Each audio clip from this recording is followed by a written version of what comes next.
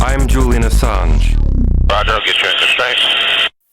Editor of WikiLeaks. We've exposed the world's secrets.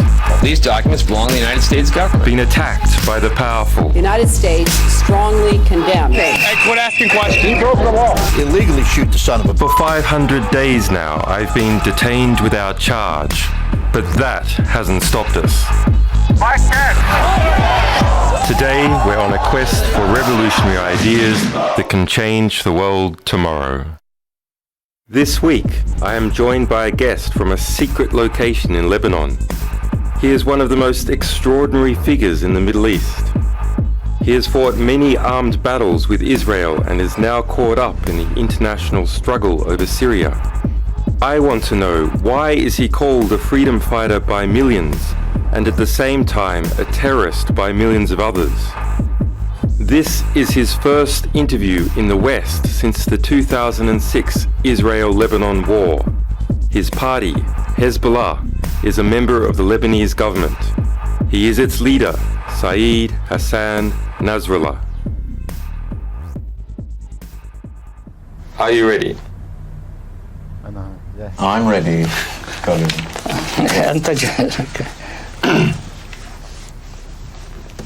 What is your vision for the future of Israel and Palestine? What would Hezbollah consider victory? If you had that victory, would you disarm? The state of Israel is an illegal state. It's a state that was established on the basis of occupying the lands of others, of usurping the lands of others, of controlling by force the lands of others, of committing massacres against the Palestinians who were expelled. And these include Muslims and Christians too. So for this reason, justice remains on the side where even if 10 years passes, the progress of time does not turn justice does not negate justice. If it's my house, if your house and I go and occupy it by force, it doesn't become mine in 50 or 100 years just because I'm stronger than you and I've been able to occupy your hands. That doesn't legalize my ownership of your house. At least this is our ideological view and our legal view. And we believe that Palestine belongs to the Palestinian people. But if we wanted to combine ideology and law and political realities and realities on the ground, we should say that the only solution is we don't want to kill anyone, we don't want to treat anyone unjustly, we want justice to be restored to the. And the only solution is the establishment of one state on the land of Palestine, in which the Muslims and the Jews and the Christians live in peace in a democratic state. Any other solution will simply not be viable and it will be sustained. Israel says that Hezbollah has fired rockets into Israel at civilian areas. Is that true? Throughout the past years, even since 1948, when the State of Israel was created on the land of Palestine, Israeli forces have been shelling Lebanese civilians, in Lebanese towns and Lebanese villages. In the resistance years, that's between 1982 until 92. After 10 years of resistance, we started reacting, but purely and only and strictly to stop Israel shelling our civilians. So in 1993, there was an understanding. It was indirect between the resistance and Israel, and that understanding was reaffirmed in 1996, and that understanding makes clear that both sides avoid shelling civilians. And we always used to say, if you don't shell our villages and towns, then we have nothing to do with your villages and your towns. So this method, Hezbollah resorted to it after long years of aggression against Lebanese civilians, and its aim is purely to make a kind of deterrent balance to prevent Israel from killing Lebanese civilians. According to WikiLeaks cables coming out of the US Embassy in Lebanon, You said that you were shocked about how corrupt Hezbollah members are becoming, because some Hezbollah members were driving around in SUVs, wearing silk robes, ويرتدون الحرير buying takeaway food. ويشترون الأكل التيك أواي الأجنبي. Is this a natural consequence of Hezbollah moving into electoral politics within Lebanon? First, what they said about this phenomenon is not correct. This is part of the rumors that they wanted to use to discredit Hezbollah and distort its image. This is anyway part of the media war against us.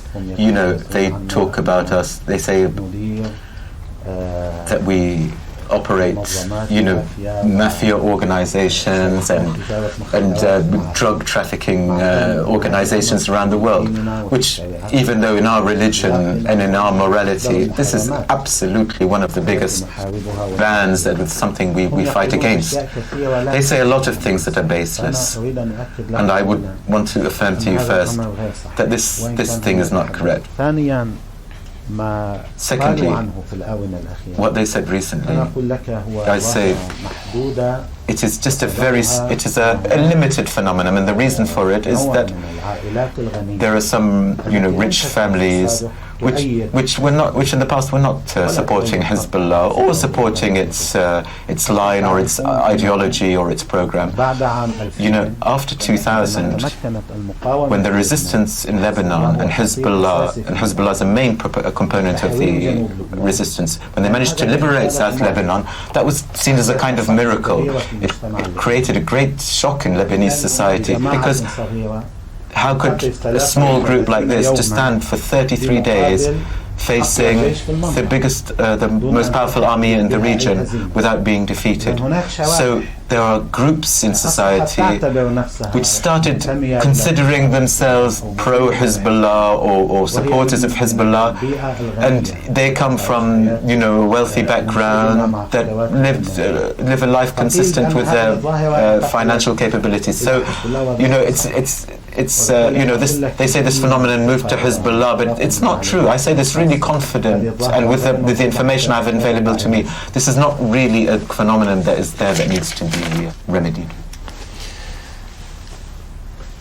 Why have you supported the Arab Spring in Tunisia, Yemen, Egypt, and other countries, but not in Syria?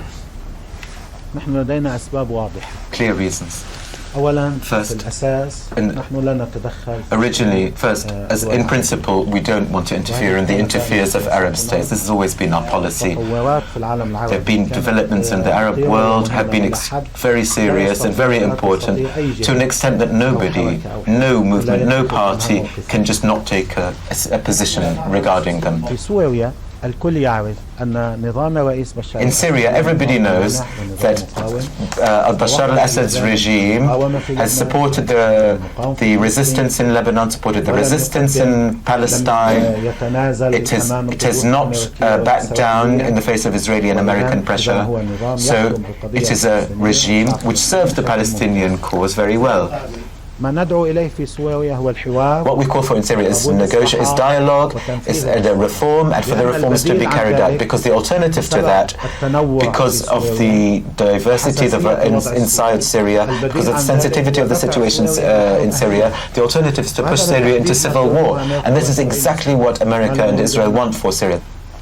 Saeed, over the weekend, over 100 people killed in Homs, including a journalist I had dinner with a year ago, Mary Colvin. I can understand your logic in saying that we should not just destroy a country for no purpose, and it is much better to reform a country if possible. But does Hezbollah have a red line? If there are 100,000 people killed, 1 million people killed, when will Hezbollah say that that is enough? From the beginning of the events in Syria, we've had constant contact with the Syrian leadership, and we've spoken as friends, giving each other advice about the importance of carrying out reforms.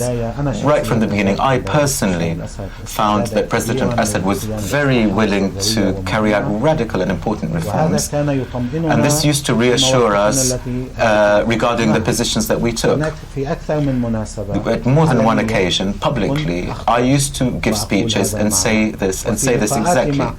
And in my meetings with various Lebanese and Arab and other political leaders, I used to tell them the same thing, that I am confident that President Assad wants reform, and he will carry out reforms, realistic, genuine reforms. But the opposition has to agree to dialogue. I'll say more than this. This is the first time I say this. We contacted even elements of the opposition to encourage them and to facilitate the process of dialogue with the regime. But these parties rejected dialogue.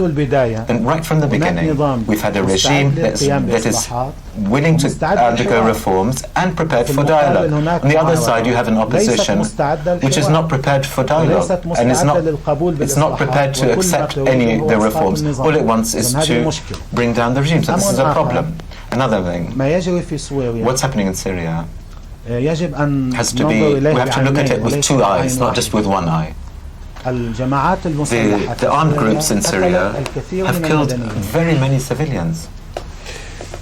Where do you see the Syrian situation going? What should we do to stop the killing in Syria? You have spoken about dialogue, and dialogue is very easy to talk about. But are there practical measures to stop the bloodshed occurring in Syria? In the previous question, there's something I didn't mention, but I'll add it to this answer. There's certainly states that offer money, that provide weapons, which are encouraging fighting inside Syria. And some of these are Arab countries, and there are non-Arab countries as well. This is from one side. There's a very serious issue as well, which is confirmed, and we all heard Dr. Ayman al-Zawahiri, the Al-Qaeda leader, when he called for fighting in Syria, to arms in Syria. So there are fighters from Al-Qaeda who have arrived in Syria, and others that are following them from various countries, and they are trying to turn Syria into a battleground. The countries that provide weapons and money would be able to get the opposition groups that they're supporting to sit down at the table and resolve things politically. I said this a few days ago, that certain Arab countries are prepared to have 10 years to go into a political dialogue with Israel for tens of years non-stop, despite everything that Israel did in the region, but they won't give 1 year or 2 years for a political, or even just a few months for a political solution with Syria. And this just doesn't make any sense, and it's unfair. Would you be willing to mediate between these opposition groups and the Assad regime? People trust that you are not an agent of the United States or Saudi or Israel, but will they trust that you are not an agent of the Assad regime? If they can be convinced, will you accept to broker the peace? The experience of 30 years of Hezbollah's life proves that it is a friend of Syria, not an agent of Syria. You know, there have been periods of Lebanon's political life during which our relationship with Syria was not good. We had problems between us. There were problems between us. And now those who used to benefit from the political and influence of Syria and Lebanon, they are now the ones who are opposing us, whereas we used to be under pressure from Syria. Look, we are friends, we're not agents. The various segments of the Syrian opposition know that, and all the political forces in the region know that as well. We are friends.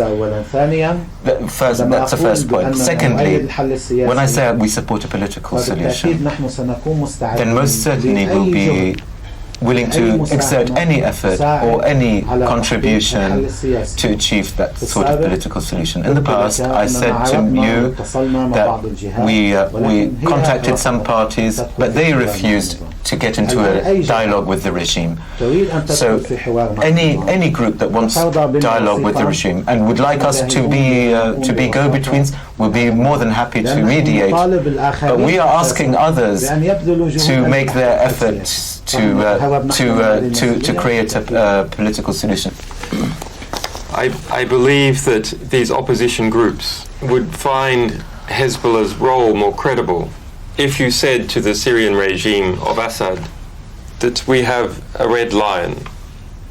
Is the Syrian regime free to do what it wants as far as Hezbollah is concerned, or are there some things that Hezbollah will not accept? Yes, for sure. I think that President Bashar Assad has red lines, and that our brothers in Syria have red lines, and we reaffirm these red lines that we should all abide by.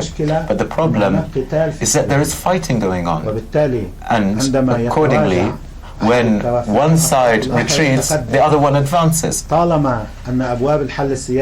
as the doors to a political solution are slammed closed, then this is going to continue, because even if one party retreats, the other one will advance.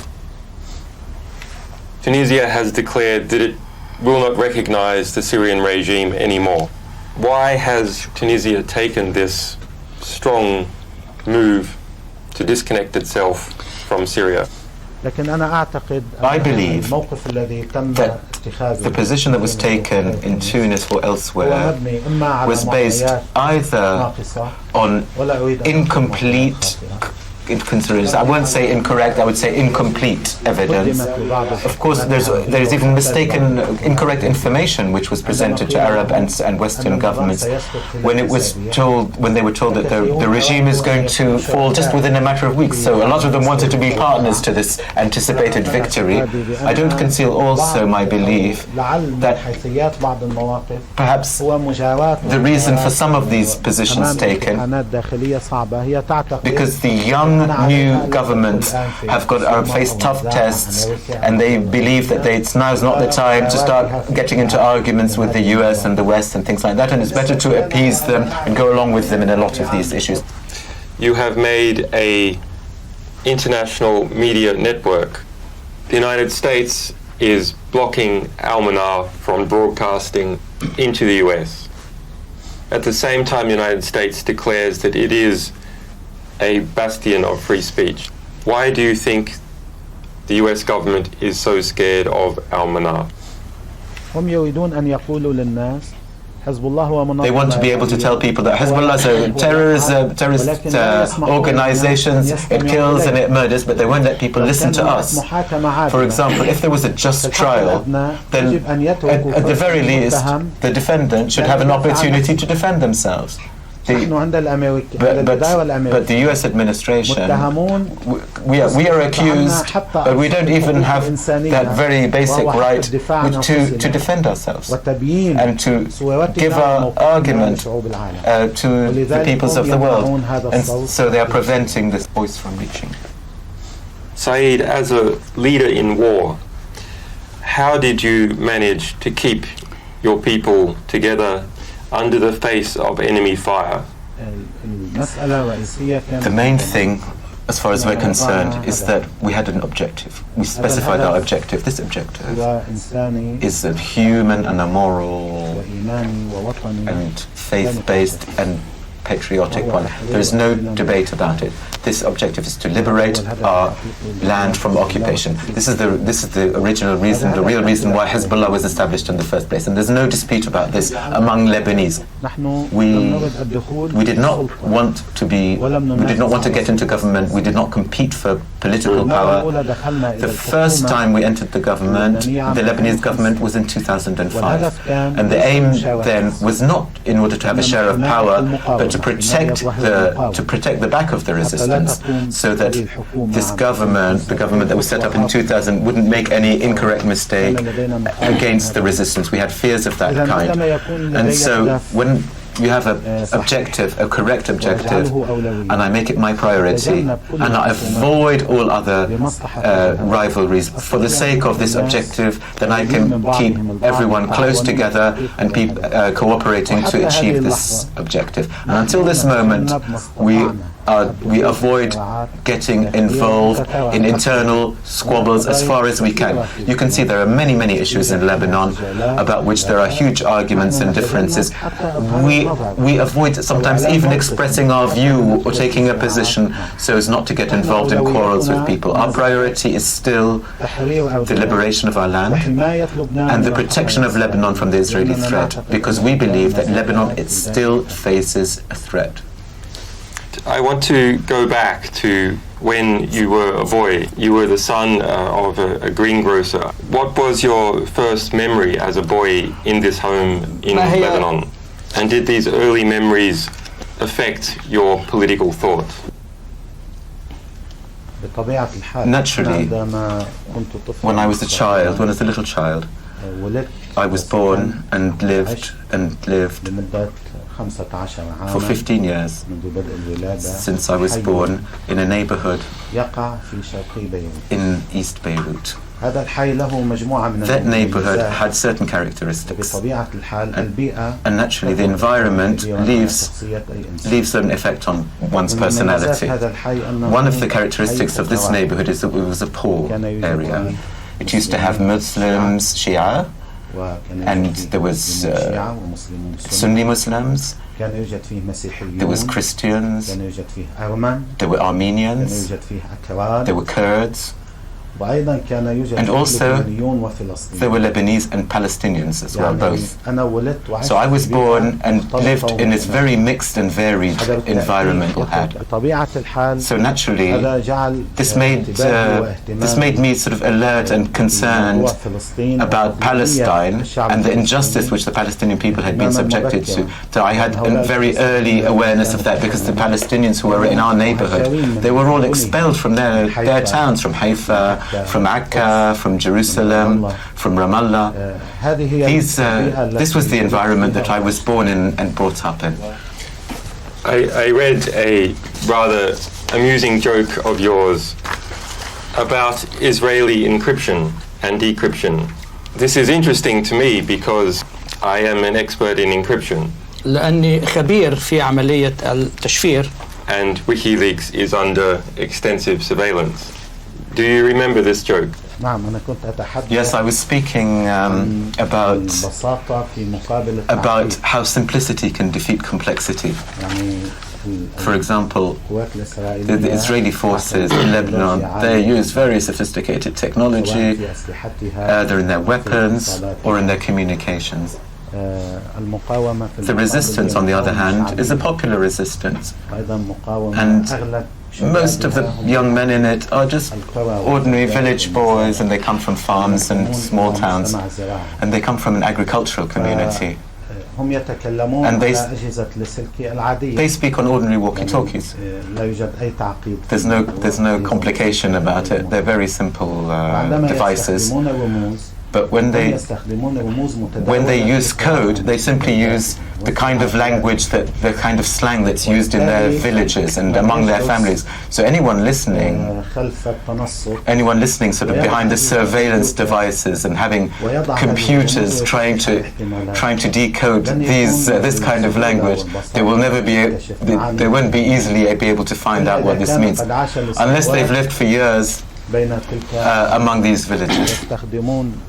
So, for example, they use certain words, just the village kind of terms. The cooking pot, the donkey, even village sayings. Sort of the father of the chicken or something like this. No Israeli intelligence agent or computer analyst is going to understand who the father of the chicken is and why they call him the father of the chicken. But that's not going to do you any good in WikiLeaks, by the way, using Lebanese dialect. I just make one very provocative question لكن أريد أن أسأل سؤالا واحدا استفزازيا. But it is not political. ولكنه ليس سؤالا سياسيا. You have fought against a hegemony of the United States.